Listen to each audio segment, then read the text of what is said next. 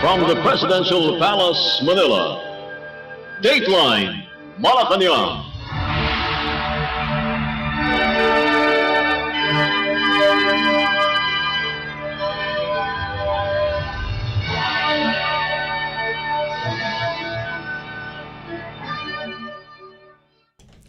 Good day, this is Dateline Malacañang and here are the news.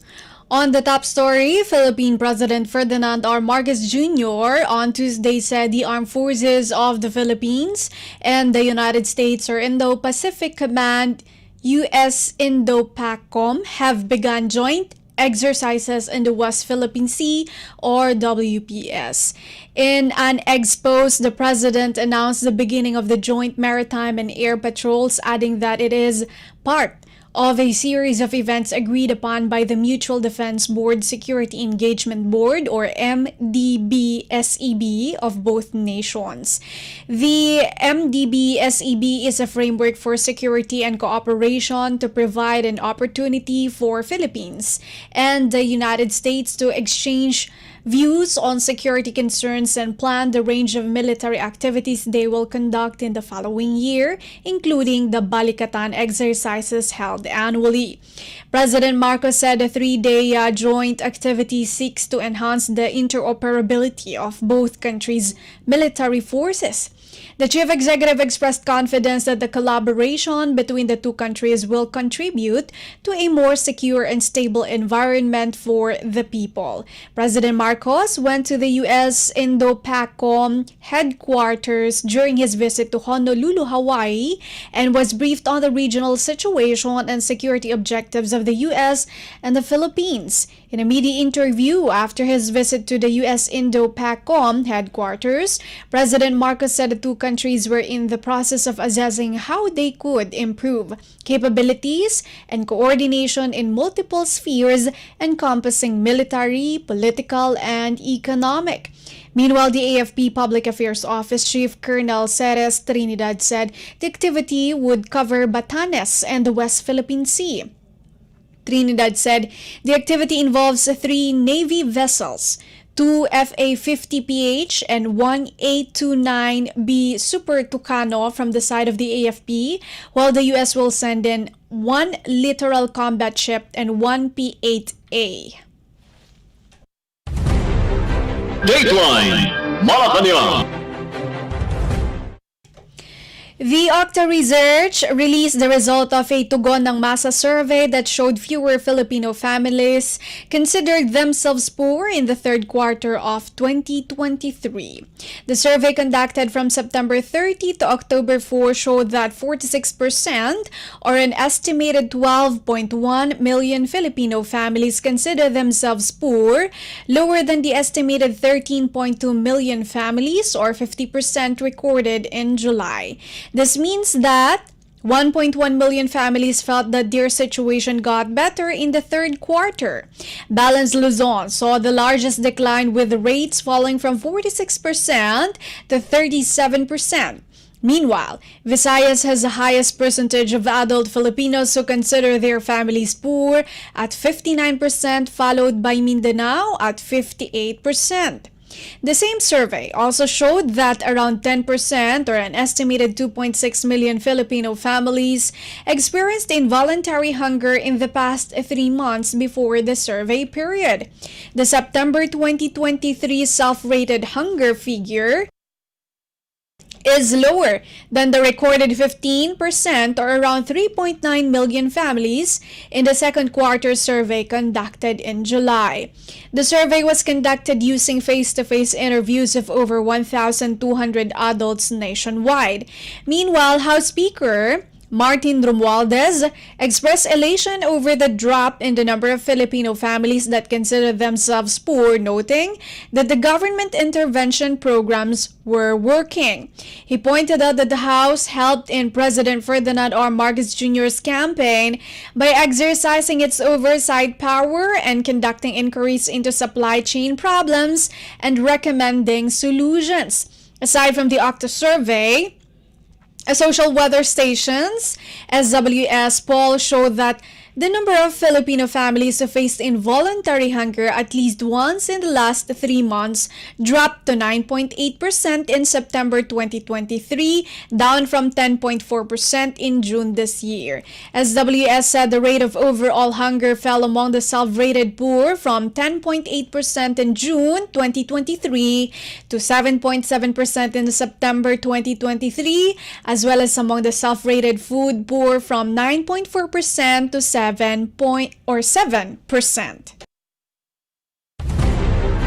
Dateline Malacañang. News from the Office of the Vice President. Philippine Vice President and Education Secretary Sara Duterte announced that the Department of Education, or DepEd, is developing a policy for Catch-Up Friday, which will allot every Friday of the week as a time for basic education learners to improve their reading and writing skills. The Vice President made the announcement during her speech at the culmination of the National Reading Month held at Esteban Abada Elementary School in Quezon City. The DepEd is not expecting to receive good results from the recent program for International Student Assessment, or PISA, an international system assessment meant to provide feedback on education quality, which the country has been participating since 2018.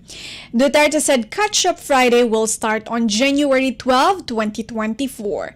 Spearheaded by the DepEd's Bureau of Learning Delivery of the Curriculum and Teaching Strand, the program Pag-asa sa Matatag na Kinabukasan focuses on empowering public and private schools to join the reading celebration as anchored in the Matatag Agenda's literacy programs. The Matatag curriculum seeks to decongest the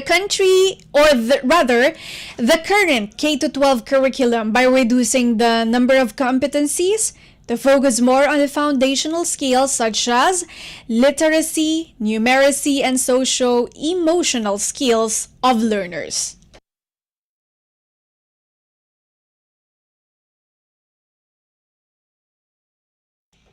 The Philippine Department of Agriculture, or DA, reported that the magnitude 6.8 earthquake that jolted Sarangani, Davao Occidental Province has left 2.8 million pesos worth of damage to fisheries equipment. In a statement, the DA said that aside from the 44 damaged boats and fishing gears, there are no reported damage and losses yet in the agriculture, commodities, and infrastructures that could hinder the food supply system. The department said it continues to coordinate with concerned local government units, national government agencies, and other disaster risk reduction and management related offices in assessing and evaluating the impact of the quake and the available resources for interventions and assistance. It assured the public that the DA Disaster Risk Reduction Management Operations Center would provide updates regarding the effects of the earthquake on agriculture. The earthquake struck at 4:14 Friday afternoon and had a depth of 72 kilometers. Its epicenter was traced 34 kilometers northwest of Sarangani Island. Dateline Malacañang.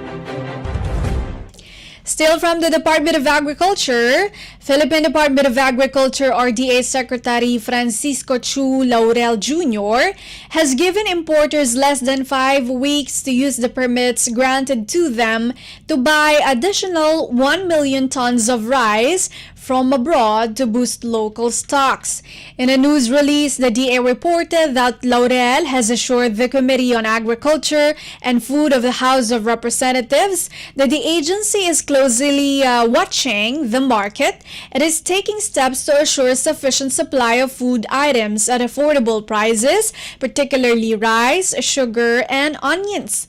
Secretary Laurel said the DA could better manage the supply of rice, the country's main food staple, and avoid price surges that hurt consumers by ensuring that all import permits are used quickly.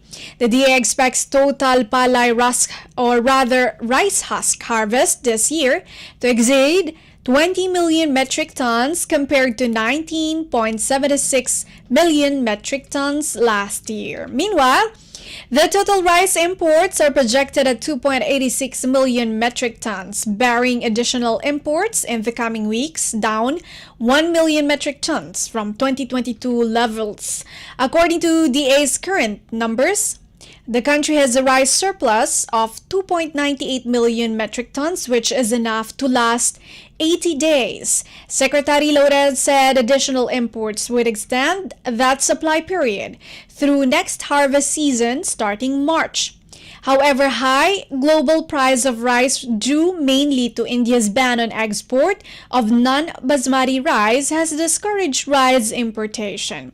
As for onion prices, Laurel assured it would not skyrocket like in December of 2022 when it reached 700 pesos per kilo. Currently, the prevailing market price of red and white onions is at 140 pesos and 110 pesos per kilo respectively. As for sugar, Secretary Laurel said there is ample stocks of it, but these are already contracted to industrial users. He said sugar should be selling at 85 pesos per kilo and not 100 pesos per kilo. Dateline Malacañang. Philippine Senate President Juan Miguel Zubiri is confident that the 2024 General Appropriations Act or GAA will be approved as scheduled after the Senate formally closed its plenary debates on the proposed 2024 budget of various government agencies early Tuesday. Zubiri said a termination of plenary debates proves how serious senators are in their constitutional mandate in looking at every detail of the budget to ensure that taxes being paid by the people are spent properly. The Senate ended its budget plenary deliberations for the 5.768 trillion pesos proposed 2024 national budget at 4:20 in the morning, which the Senate President cited as a fruit of the Senate's months of tedious and thorough scrutiny. The session ended with Senate President Pro Tempore Loren Legarda, Majority Leader Joel Villanueva, Deputy Majority Leader J.V. Ejercito, Deputy Majority Leader Mark Villar, Deputy Minority Leader Risa Hontiveros, and Senators Sonny Angara, Nancy Binay, Alan Peter Cayetano, Pia Cayetano, Jinggoy Estrada, Bongo, Grace Po, Bong Revilla, Sherwin Gatchalian, and Robin Hood Padilla present when the last question on the last budget item on the last agency was asked and answered.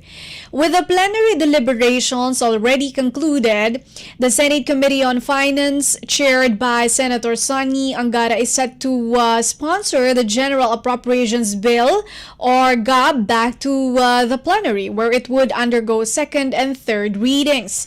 According to the schedule presented by the panel, the Senate will start preparing for the second and third reading of GAB on November 22.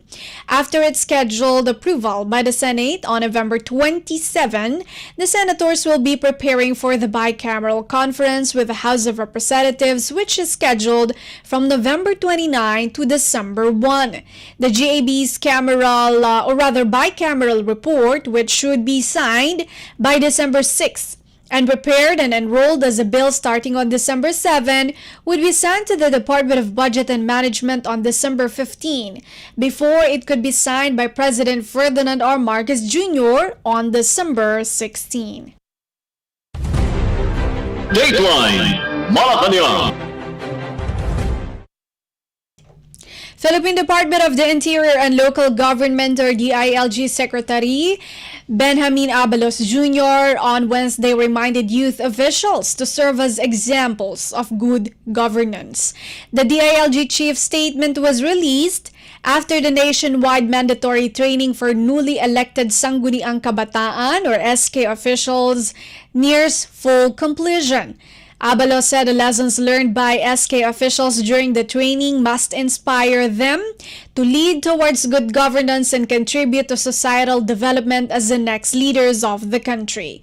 The SK mandatory training, pursuant to Section 28 of Republic Act 11768 or the SK Reform Act of 2015, serves as a comprehensive knowledge and skills orientation for newly elected youth officials, which is jointly administered by the DILG and the National Youth Commission or NYC. The training encompasses 5 key sessions covering topics such as decentralization and local governance, SK history and salient features, meetings and resolutions, planning and budgeting, and code of conduct and ethical standards. After the full completion of the training, a separate mandatory bookkeeping training is being developed to be administered by the Technical Education and Skills Development Authority to appointed SK treasurers, which complies with the new guidelines set by the DILG on the qualifications of SK secretaries and treasurers. Dateline Malacañang. The National Disaster Risk Reduction and Management Council or NDRIMC on Wednesday reported that a total of 81,050 families have so far been affected by bad weather due to the presence of a shear line and a low pressure area.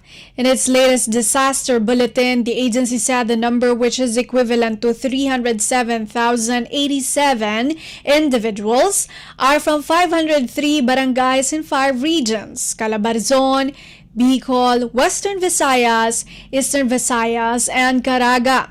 As of this report, 3,670 families or around 5,831 individuals are being served inside 104 evacuation centers and another 9,080 families or 37,834 persons being aided outside.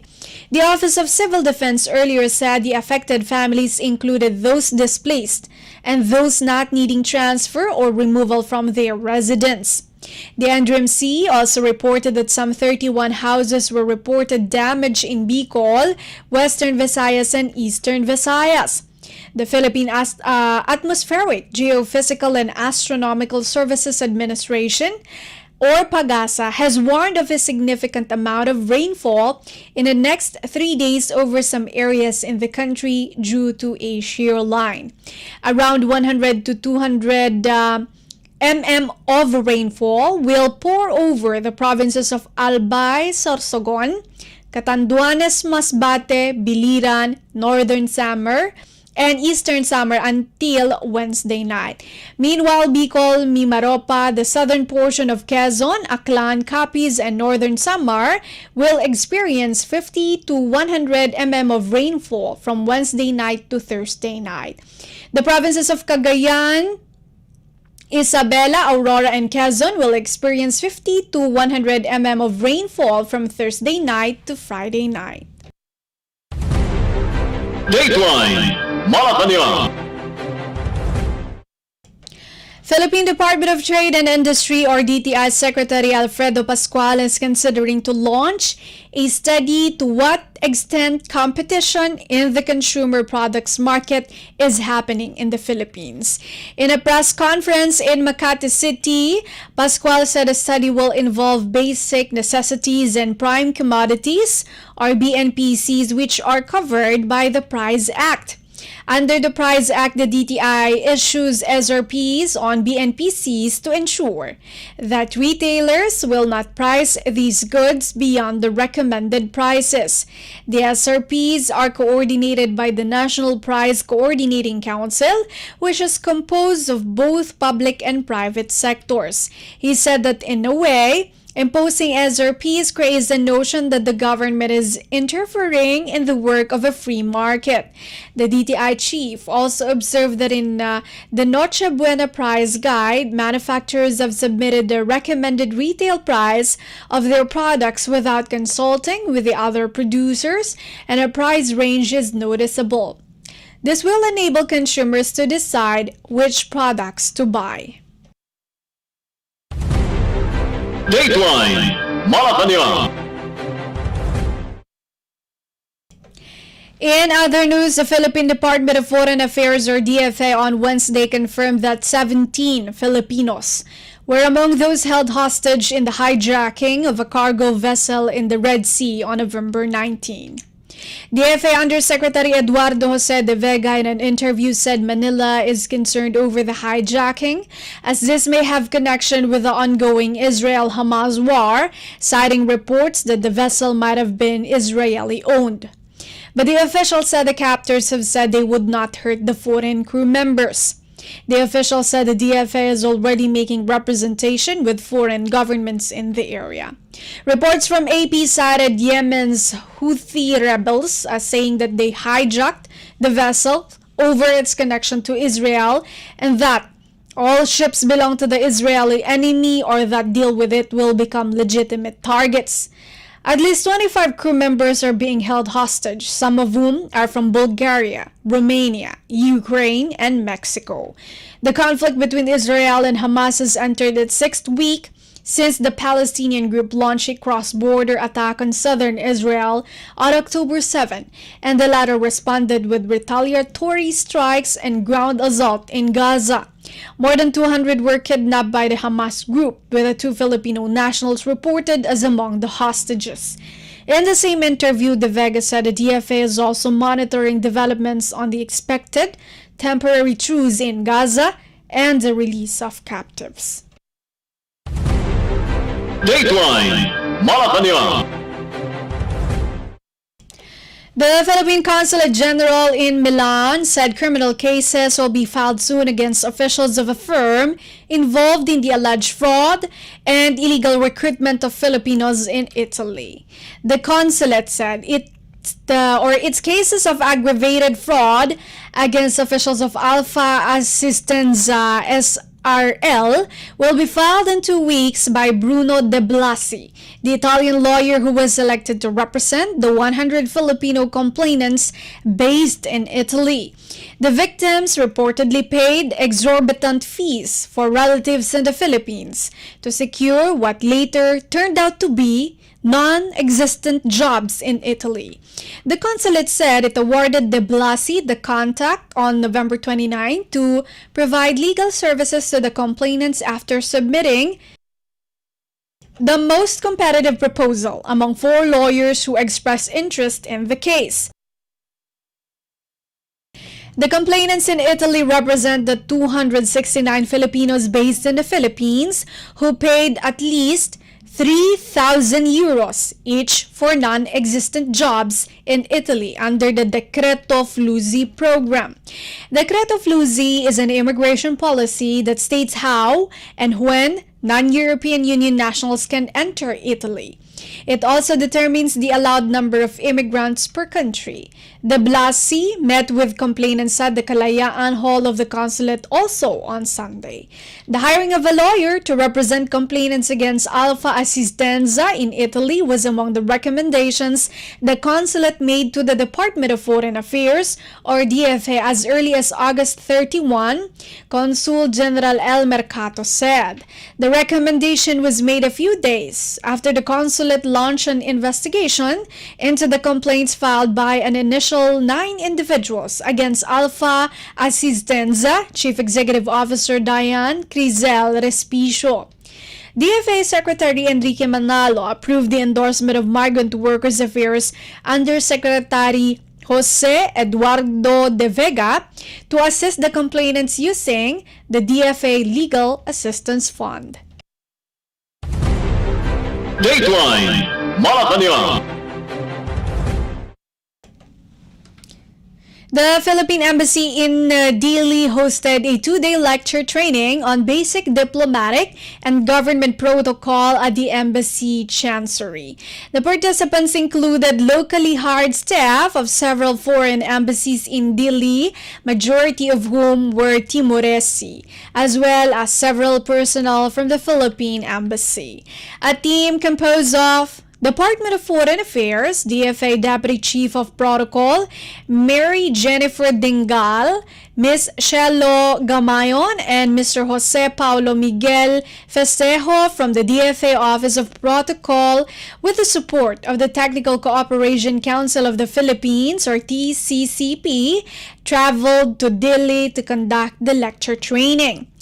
Throughout the two-day training, participants learned about basic diplomatic protocol, events and conference management, order of precedence, ceremonial protocol, and social protocol, and undertook simulation activities of official events. Deputy Chief of Protocol Dingal emphasized to participants the importance of protocol not only at work but also in one's personal life. She also looked forward to their future use of their newfound knowledge and skills. The lecture training on basic diplomatic and government protocol was a second capacity building activity in Timor-Leste that has been facilitated by the Philippine government this year following the training on food processing conducted by the TCCP and the Department of Science and Technology Industrial Technology Development Institute, or DOST ITDI, in Hera, Dili in September. Dateline Malacañang.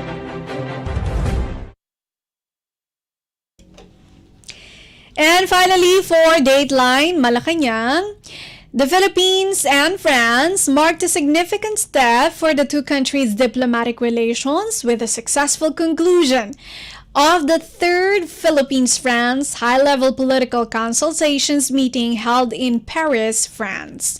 Foreign Affairs Undersecretary for Bilateral Relations and ASEAN Affairs Maria Teresa Lazaro led the Philippine delegation and co-chaired the political consultations with the Director for Asia and Oceania of the French Ministry for Foreign Affairs, Benoit Guidé. Director Guidé underscored that the Philippines and France share the same belief and respect for the UN Charter's sovereignty, multilateralism, and in peaceful settlement of international conflicts, which makes a strong basis for the partnership between the two countries.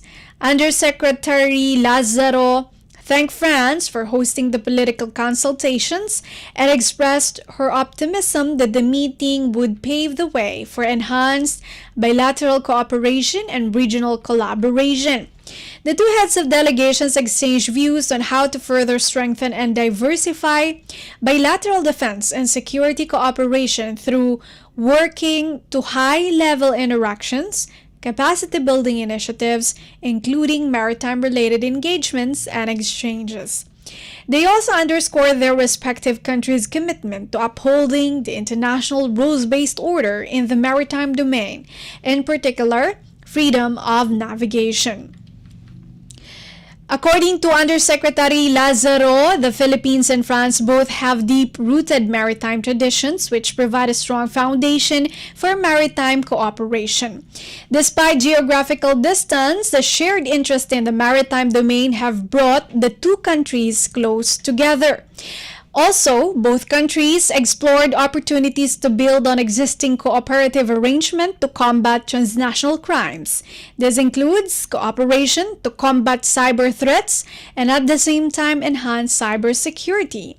Undersecretary Lazaro and Director Guidé also took stock of the results of the sectoral committee meeting held after the last political consultations in 2021 and discussed opportunities for closer cooperation and productive partnerships in the areas of trade and investment, energy, science and technology, and innovation, health, culture, and people-to-people exchanges. Dateline Malacañang. And that is all for today's Dateline Malacañang for Radyo Pilipinas World Service. This has been Bea Gaza. From the Presidential Palace, Manila, Dateline Malacañang.